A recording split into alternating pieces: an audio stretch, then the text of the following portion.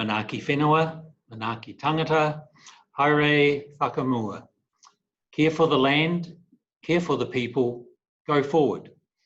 Well, kia ora everyone, and good afternoon and welcome to this Discussing Tourism webinar. My name's Steve Hanrahan, I'm the Advocacy Manager with TIA and Facilitator for this afternoon's webinar. Our Discussing Tourism focus today is on tackling tourism's carbon challenge. Our speakers today are Bruce Bassett, the Industry Strategy Manager for TIA, Gisela Purcell as a Visitor Destination Manager from Nelson Regional Development Agency is also with us. And welcome also to Nikki Riley and Uwe Kroll from Foxton Beach Top 10. The format for this session is a brief overview from each of our panellists, and then following that there will be the opportunity for Q&A. You're all seasoned webinars now, so you'll know the Q&A button at the base of the screen and send your questions through. The webinar is scheduled for 30 minutes, though it may run over if there are more questions. So Bruce, to kick us off, over to you to outline the significance of this program for the industry. Over to you. Thanks, Steve. Tēnā koutou katoa, ko Bruce Bassett toko ingoa. It is a real pleasure to be here today to talk about the carbon challenge for the Aotearoa New Zealand tourism industry and how we can move forward towards becoming a zero carbon industry. I preface this by making it clear that we're at the beginning of the journey.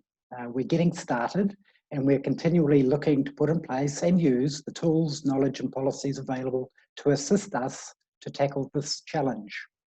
Also, it's not about the why that I'll be talking about today, but more about how we tackle it. Across the board, our political and business leaders and scientists have set out the why and the need to act. For instance, we have the Sustainable Business Council, the Sustainable Business Network, the Aotearoa Circle, the Climate Leaders Coalition, all setting out the same message, that we have to act hard and fast to avert the worst of climate change. Quite a call to action.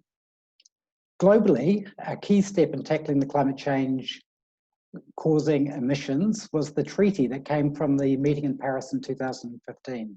The Paris Agreement has since been signed and ratified by 196 countries, representing 97% of global emissions. The agreement aims to keep global temperature rise this century below 2 degrees Celsius above pre-industrial levels, and also to pursue efforts to limit the temperature increase to 1.5 degrees Celsius. In New Zealand, the key action to implement the Paris Agreement and to drive the transition to a low emissions economy is the Climate Change Response Zero Carbon Amendment Act 2019. This legislation sets out New Zealand's net emission target for all greenhouse gases except biogenic methane to be zero by 2050. It also sets intermediate targets. With this framework in place, it is up to all industries and communities to work out how they can play their role. In tourism, there has been a groundswell of businesses taking on the challenge, and we'll hear some today, and looking at how they can measure and reduce their carbon footprints. There have been some great actions by individual businesses, trying new things, electrification of vehicles, trialling of hydrogen, and there are many other examples around the country. Here at TIA, we have developed the New Zealand Tourism Sustainability Commitment. With the recent changes, we're now much more direct in what we're seeking all tourism businesses to do. A key part of these changes is to position the TSC not just to minimise harm, but rather it has to be for the good, with restorative or regenerative being better words for describing what we need to be doing as an industry. For us to achieve our vision of leading the world in sustainable tourism, we need to be taking the whole industry along, not just the leaders, but every tourism business. The TSC has made up of 12 commitments that we ask tourism businesses to take on for their sustainability journey. One of these relates to carbon. That's commitment 11, carbon reduction. And the call to action there is to act urgently to contribute to Aotearoa New Zealand's transition to a net zero carbon economy, clearly taking a long-term lens on this challenge. Within this, we set out a progression of actions for businesses to take, starting off by understanding and measure your carbon footprint, develop a plan for reducing your carbon emissions, set targets for your carbon reductions, get audited to track your progress, and get certified as carbon zero or carbon positive businesses. A logical step through there. In many respects, getting started is the hardest part. Once you have business metrics in place, acting on reducing carbon becomes normal, and there is help that you can tap into. There are specialist providers such as Toitu EnviroCare, ECOS, ThinkStep, who help with measurement, certification, and carbon offsetting. I understand that 50 or so tourism businesses are working with these providers, a good start. We have recently been through this process ourselves at TIA. And there are many businesses getting on and doing it themselves, using the range of tools that are available. Many of these free, including some good free carbon calculators. You can look at our website for more information on both the commercial and the free ways of getting on carbon calculators and the like. The other thing that is really important to bear in mind is that carbon costs, and that by reducing carbon use, you can save money. For example, simply by reducing your energy costs.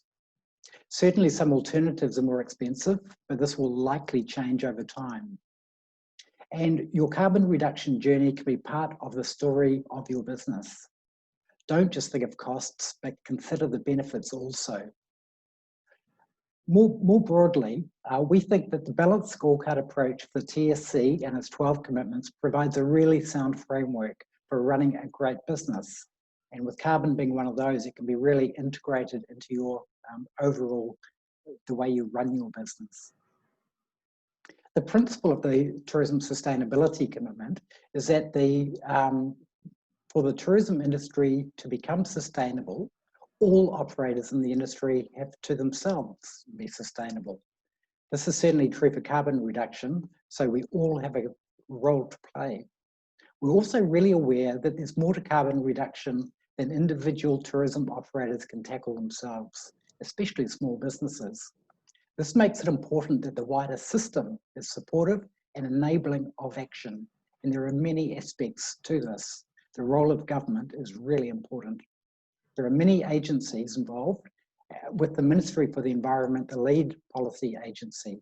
It delivers a range of policies and programs, including the New Zealand Emissions Trading Scheme, and last year the Independent Climate Change Commission was established.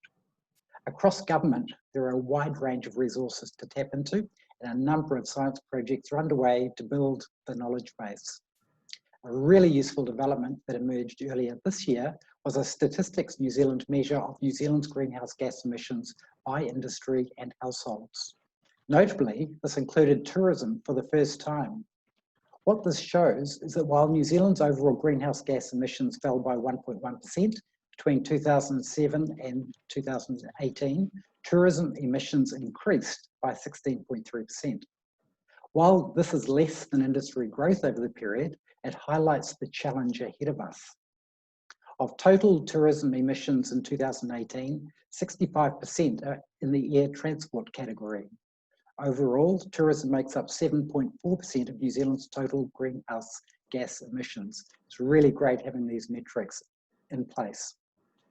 So what do we need to do to advance the agenda of moving to a zero carbon tourism industry? Well, firstly, at an industry level, we need all tourism businesses to make a start, and the TSC is a great platform for this.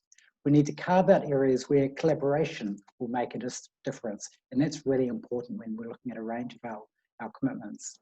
We need to link with the specialist service providers so we can use and benefit from their expertise.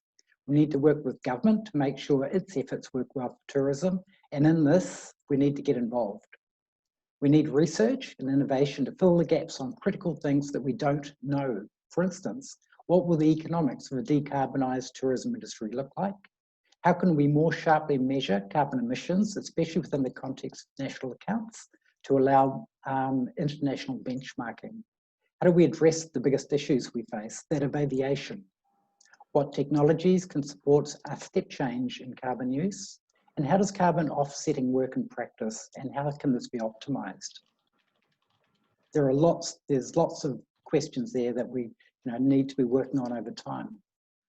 So TIA has taken a really strong leadership position on carbon reduction via the TSC. We have made becoming carbon zero a focus area, and we've recently made the TSC a standard part of TIA membership. So now we have the whole industry on board. And what else can be done? Is there a case for setting industry targets that are well ahead of the Paris requirements? Could there be tourism-specific offsetting programs that are focused on restoring nature and offsetting all of the tourism's unavoidable emissions? How could we get such an initiative in place? So there are lots of big questions. The most important thing is that we all take actions ourselves to make small individual steps that will add to a large overall difference. The TSC provides a way to do this, so I encourage your participation. That really is my key message to you today, to get involved, take the step. Here at TIA, we're trying really hard to make it as simple as possible for you to make real changes at your end. It's a complex area, but we're trying to put really simple approaches and that can be used by you. So get started and the other steps will logically follow. The TSC website contains a wealth of information and links, and our two sustainability advocates, Lynn Robinson and Megan Williams, are here to advance the program. So please reach out if you have any questions or need some assistance. So many thanks for being part of this webinar. It's really good for us to front foot this issue, and as I say, we're at the beginning of the journey, we've got a way to go. So I look forward to any questions from you later on in the webinar. Thank you. Great, thanks Bruce. I'll now hand over to Gisela Purcell, Visitor Destination Manager with Nelson Regional Development Agency.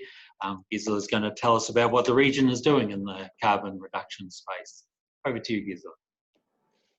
Kia ora, hoama, ko Gisela tuko ingoa, and lovely to be here. So yeah, I'm calling in from Nelson, Tasman, and as you've just heard from Bruce, we're also really just in the starting blocks of creating a more sustainable visitor sector. I certainly don't come here to say we're doing best practice or anything. We're here to learn as much as anybody, but keen to share where we're at so far. So first up is we don't actually really even like the word sustainable. I think, sustain means to keep things as they are, and I would say that is absolutely the bare minimum. There's nothing aspirational within that. And so we would really much prefer to be talking about a regenerative visitor sector, a resilient visitor sector, a visitor sector that enhances our local communities and our environment and our economies. So a sustainable sector is the absolute bare minimum. That just means it's not making things worse, but that's not really the word we're aspiring to. So we're trying to do better than that. That's really where we're at. And lots of our local tourism operators are doing some really good work individually. And actually, as the RTO, we're perhaps playing catch up a little bit with some of our operators. But we have, like a lot of regions, we're now working on a destination management plan for the visitor sector. And our vision for that is that our visitors come here to our region and they leave it better than they found it. So that visitors coming here really enhances our region. And like I said, not just the environment, it's got to enhance our communities and our economy as well. So that's our vision, that visitors come here and do good. We've got good visitors. And when I'm talking about visitors, I'm also including locals within that. And so you can have the big picture of that we're all on this planet for a short time and we're looking after it in order to hand it on to our children. So we're visitors to the planet. But equally, when I go into the city or to Golden Bay or to Murchison or Cable Bay, I'm just visiting those regions. So even as a local, we're including all our locals as visitors in the region. So I'll use the word visitors, but I mean, yeah, locals too. So just keeping that on. During lockdown in this whole COVID world, we're actually a bit concerned that this whole sustainability message might be getting lost. It seemed that the use of plastics was really increasing, that we would buy vegetables wrapped in plastic because then they'd be cleaner and easier, and just the use of gloves, all sorts of things. There seemed to be a lot more plastic in the world, and the use of it was suddenly okay. And we had this concern that sustainability message might be getting lost and health and safety would be becoming even more important. So our goal is to keep them both high in the priority list, really. As we're sort of getting used to this COVID world, we actually sense that there is a really strong sense of support for sustainability.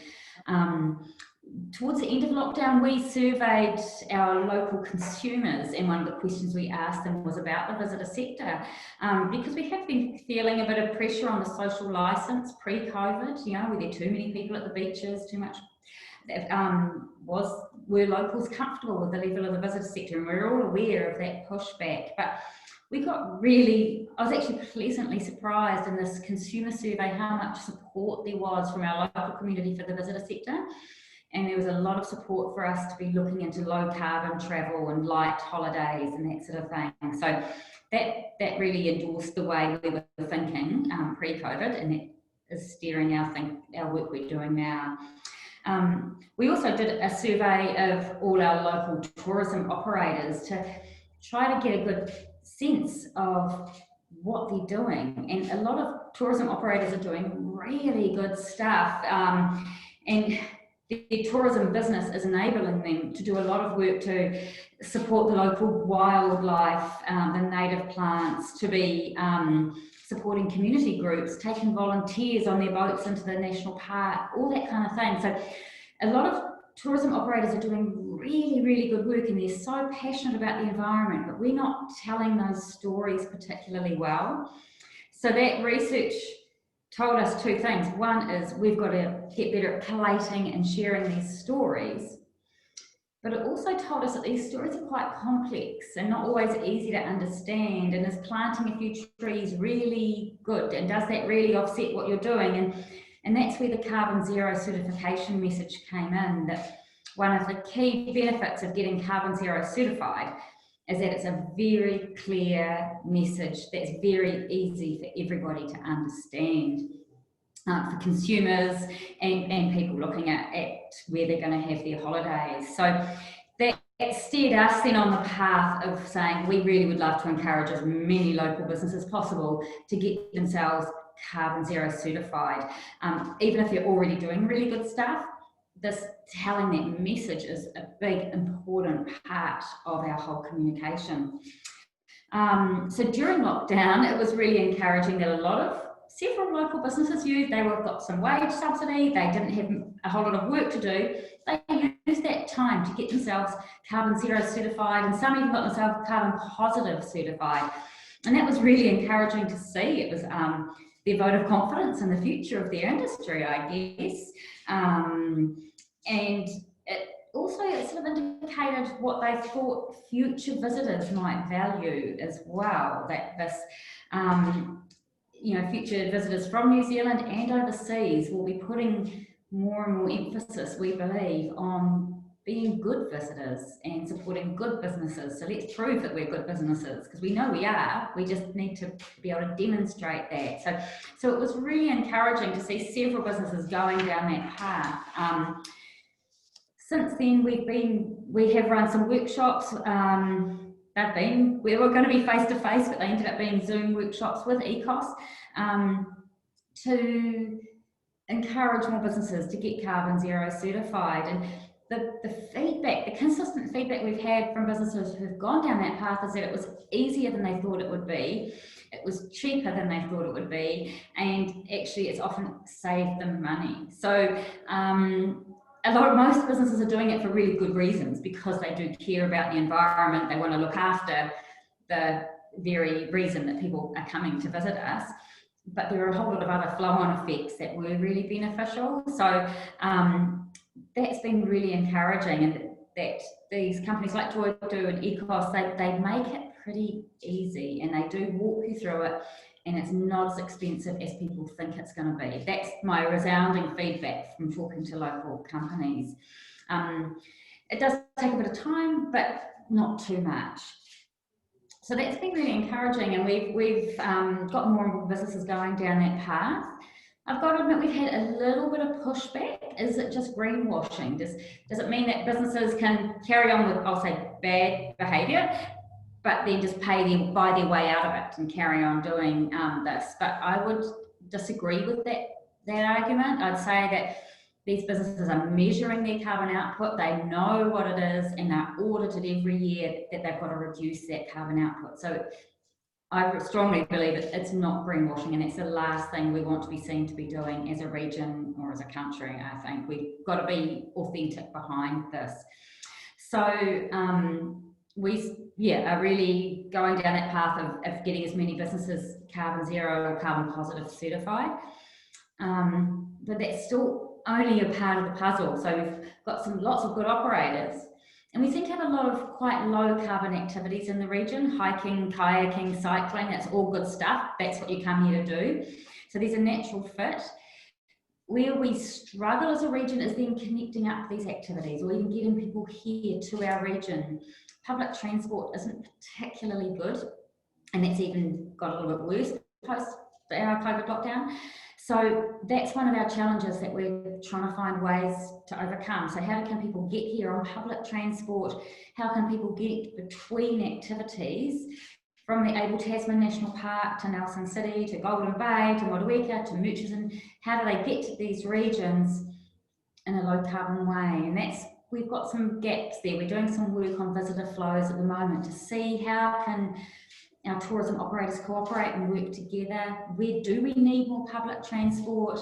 Can we have more e-bikes around and just make that getting between the activities an activity in itself, especially on e-bikes, and obviously electric vehicles as well? Do we need more electric charging stations in certain places? So that's something we're working on, and then taking that to the bigger picture is how do we connect to our neighbouring regions and low carbon ways of travelling.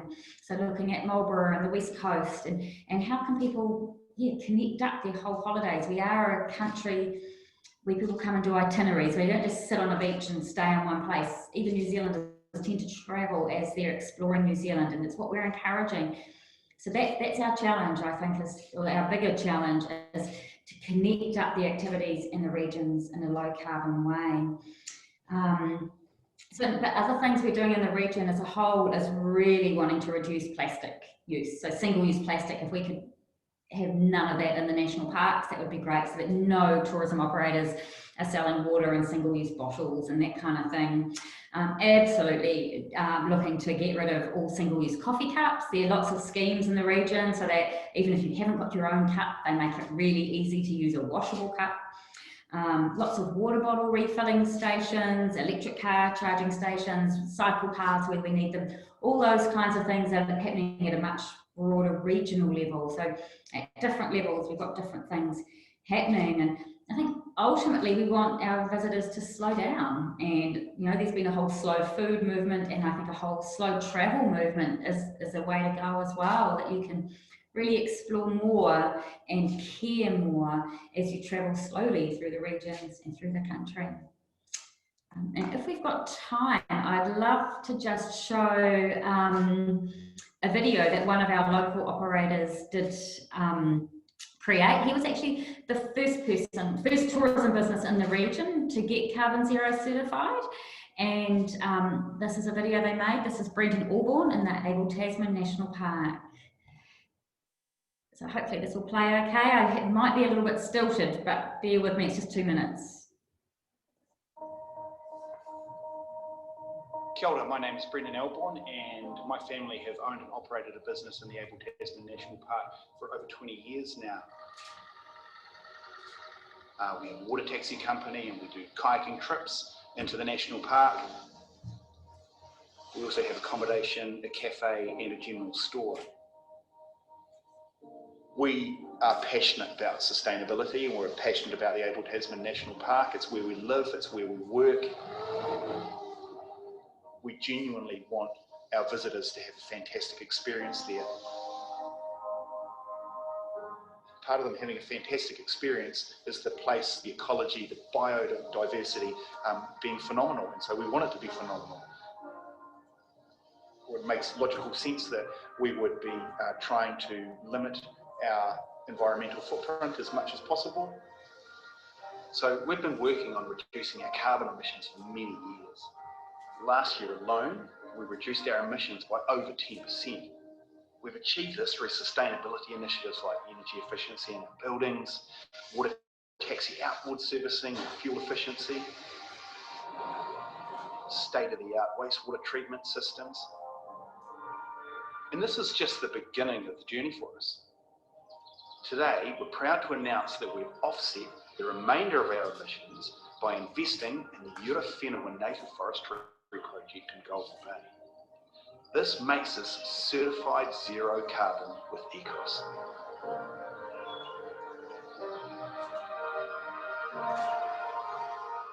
We believe that enjoying our natural landscapes goes hand in hand with protecting them for future generations. And we wanted to deliver a visitor experience with sustainability at its heart.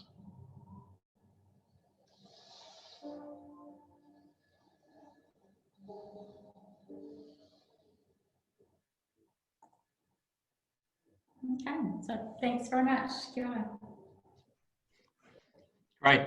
Thanks, Gisela. So we've had the national picture, we've had the regional perspective, and now we'll hear from Nikki and Uwe from Foxton Beach Top 10 Holiday Park to talk about their experience of tackling the carbon challenge in their business. Before they kick off, just a reminder to everyone to, if you have questions, to send them through, because we'll head into some Q&A shortly after. If people need to get away with time, the webinar will be up on the TIA website also by the end of tomorrow. But Nikki and Uwe, welcome, and over to you. Kia ora, tēnā koutou everyone. My name is Uwe and this is Nikki. We are the owners of the Foxton Beach Top 10 Holiday Park.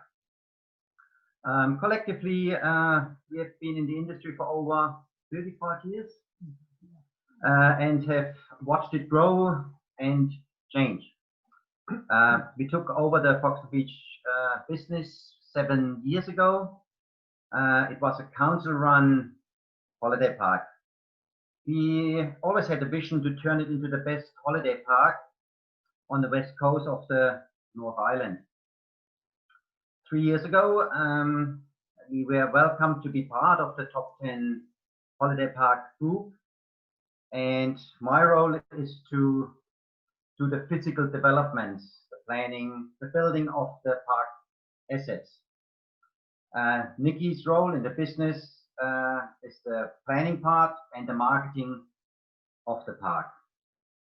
My first Top 10 holiday park was based in the Ruapia region in Ohakuna, next to Tongariro National Park, which has UNESCO World Heritage status in 2 categories. And when you live next door to that, it rubs off, and you cannot help to become a conservationist. The ethos of carbon zero is for us a no-brainer. Our park at FB on Foxton Beach is right next to a celebrated bird sanctuary on the Manawatu estuary that has its own UNESCO Ramsar status and is home of 45 bird species, and that includes the godwit that comes from Alaska every year. Being connected to our surroundings and environment is incredibly important to us, our staff, as a business and community. Over to you, Nikki. My background is demolition accountant. So sustainability for us is blood and hand with the accounting term triple bottom line, which I believe is the only way forward for New Zealand business, and over time that will become the norm. We were delighted when we teamed up at Tauranga last year for their annual Round New Zealand chat to hear about the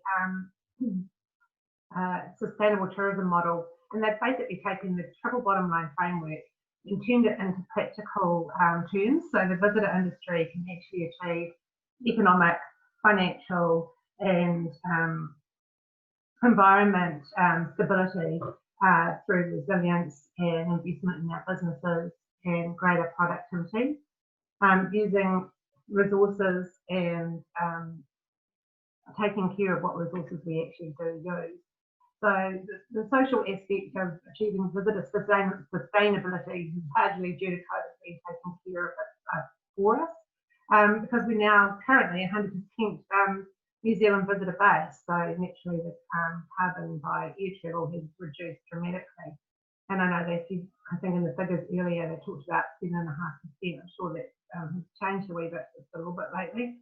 But going forward, we do need to keep our current New Zealand visitor engaged and seeing New Zealand on their great New Zealand road trips, come and stay in our backyards, and then we will move on from being a visitor sustainability into being environmentally sustainable, which is extraordinarily close to our heart. At Foxton Beach, we were already replanting with native trees, so the bird life would have a seamless ribbon of green trees and foliage around the park as a safe flight path between their travels between the ocean and the estuary, which was their safe haven and where they breed.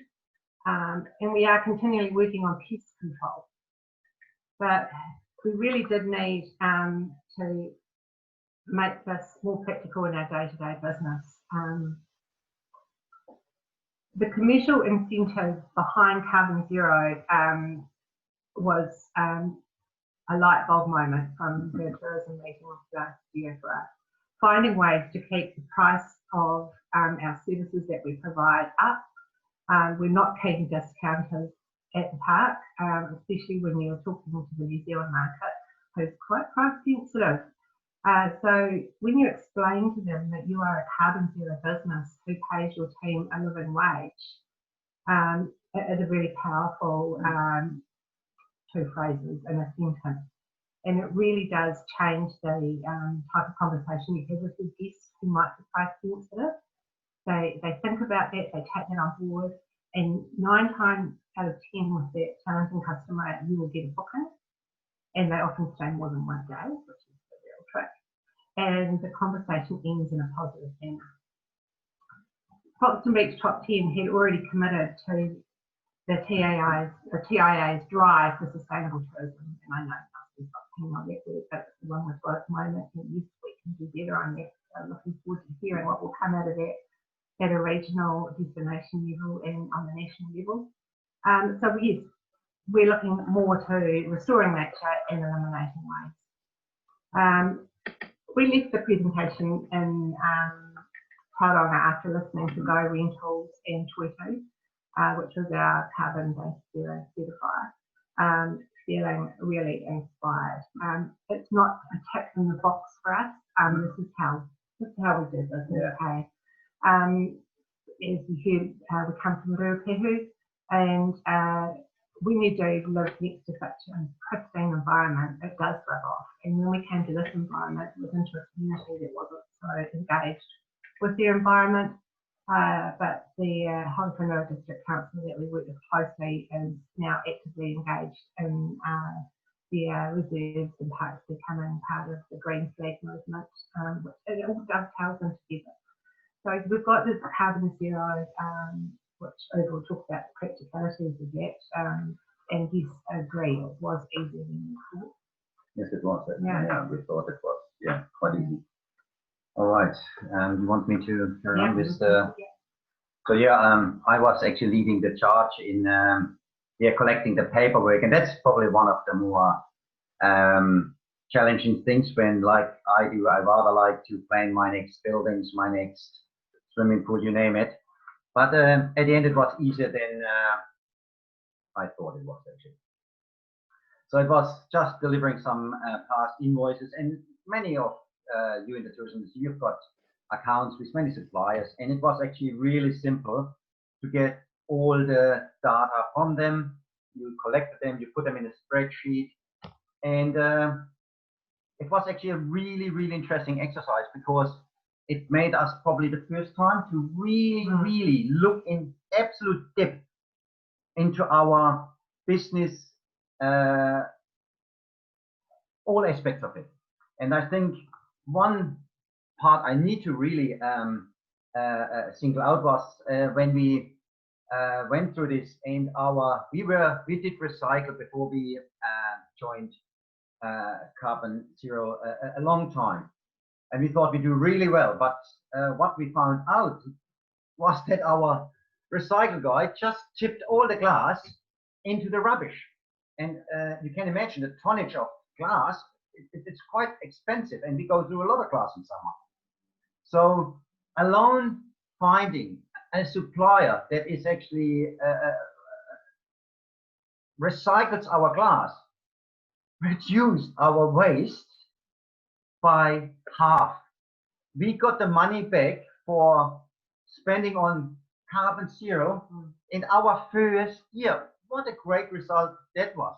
Maybe we are lucky that we have such an operator close by, but gosh, we never thought of this, and fantastic result for us.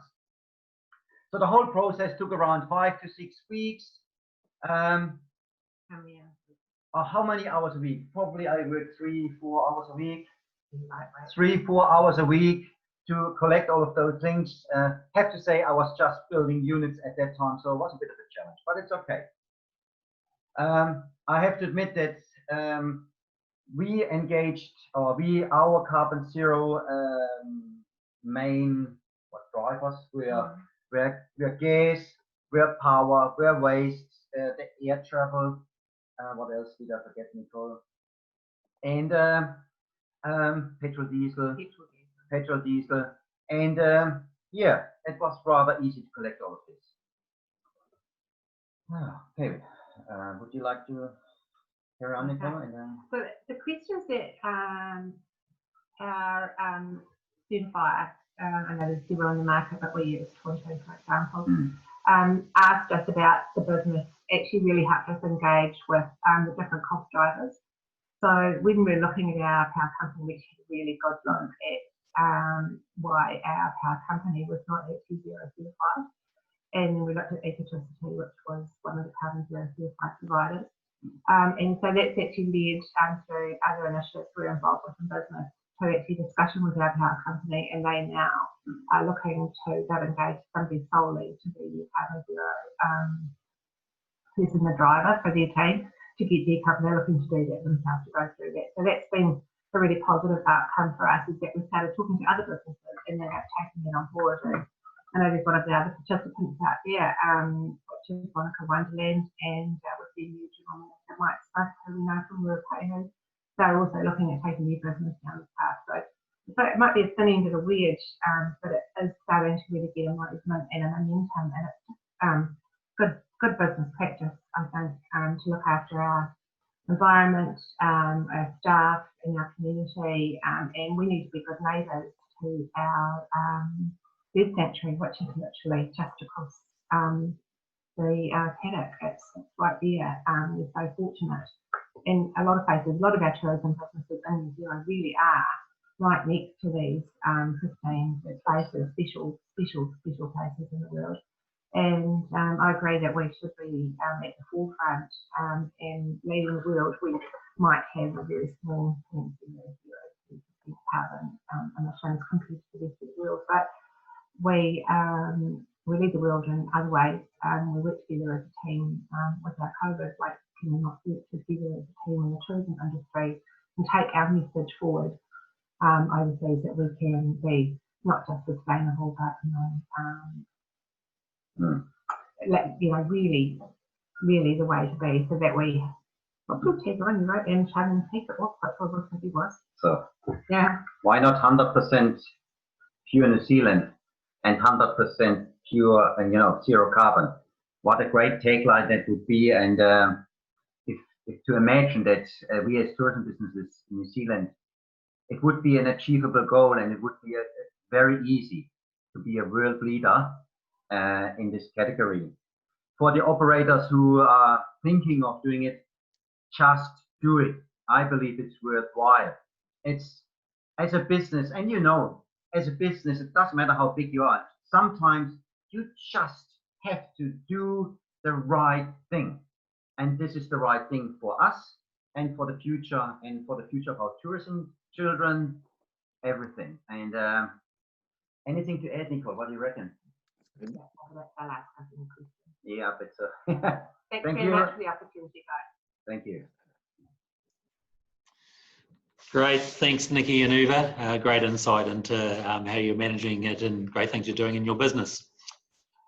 All right, listen, we've gone a bit over time, so but I think we'll probably we'll take a couple of questions. If you've got any questions, then please send them through. Gisela, perhaps one just to kick off with you. A query, do you connect in with any other industries within the Nelson Tasman region to work on carbon reduction for sectors? So industries perhaps outside of tourism, but have similar goals, and you might want to work in partnership on a few things. You're on mute. Sorry, you think I'd have the hang of this by now. Look, we do, we really do.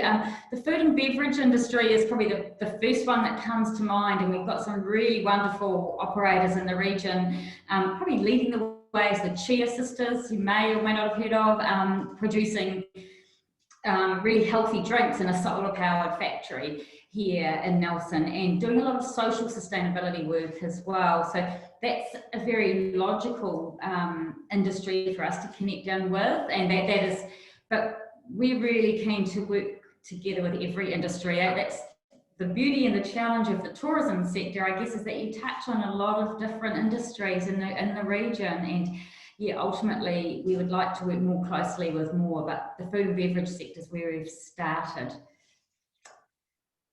Great, thanks. Bruce, perhaps one for you, and Nikki and Uwe might like to, it's around cost, which often comes up as a question, and also carbon calculators. Bruce, how much does it cost to become certified carbon neutral or carbon zero, and any comments you might have on using carbon calculators? Thanks, Steve. That's actually a really tricky question. It depends on the system you use and size and complexity of your business and the like. So, I mentioned the commercial providers, Toitu EnviroCare, Ecos and ThinkStep. They all have services and packages for commercially providing, and they've got different product offers as well, and sometimes they can be actually very low cost or minimal cost to get involved, and it can be cost more for bigger operations. So there is no one set fixed costs. Some of the calculators are actually relatively simple, and Uwe talked about once you get the data flowing in, it actually isn't so difficult to do that, and they tend to focus on the biggest carbon costs, whether it's travel or heating or electricity, and those sort of things. So you often have those information about those aspects within your business. So and there are also free options also. And so don't forget about those, but they tend to be a little bit maybe more bare bones. So it's a matter of what you actually really want to be doing with your business. So and if you really want to move through the certification of carbon zero or carbon neutral, working through a scheme is actually a really good thing to do. We when we approached our carbon certifier, which took us in wintertime, which for our level isn't really the most This is great. So we actually talked to them. They're actually really keen to help us out there with that. So we got a payment fee. So that was a really good first step. I also cribbed a bit of money out of our marketing. And that came back in spades, because seriously, when we went and sorted out our waste provider contract, we actually saved over $1,000 a month. So that's some of the benefits of going through the process. Is you actually look at a lot of the costs and the drivers and you don't just take it for granted anymore, and you look at what they're providing, whether or not they're impacting and covering zero themselves. So that all works out in your favour. So that's something to look at. Don't let the cost of it, if it's a few $1,000 to get fully certified, don't let that put you off. No. And my challenge to TIA and to you regional destination managers, get that shovel-ready money. You go to MD and you get that money for our tourism business. You get them certified and get them through the process. You'll have a far stronger, resilient tourism industry in no time. Honestly, well worth it. Bang for your buck. This is the one to go for tourism. You go for it, guys. Absolutely go for it. It's made a massive difference to us. Yeah. Right. All right. Well, I think that draws us to a close. So thanks very much for those for the questions and the answers. So thank you to all our members for participating today and for your questions, and thanks very much to our panelists, to Gisela, to Bruce, to Nikki and Uwe. Great to have you on here today and sharing all your insight and expertise. It's been really interesting. The webinar, as I said earlier, will be available on the TIA website by the end of tomorrow. And if you have any particular queries, please get in touch with us via info@tia.org.nz, or call us also to discuss, and phone numbers are on the website contact page. And so, all right, so thanks everyone, and closing kia ora kia. Kia tau, kia tātou katoa, te ao, te aroha, me te maruto, tihei moriora. May peace, love and safety be upon us all. Thanks everyone. Thank you. Thanks, Steve.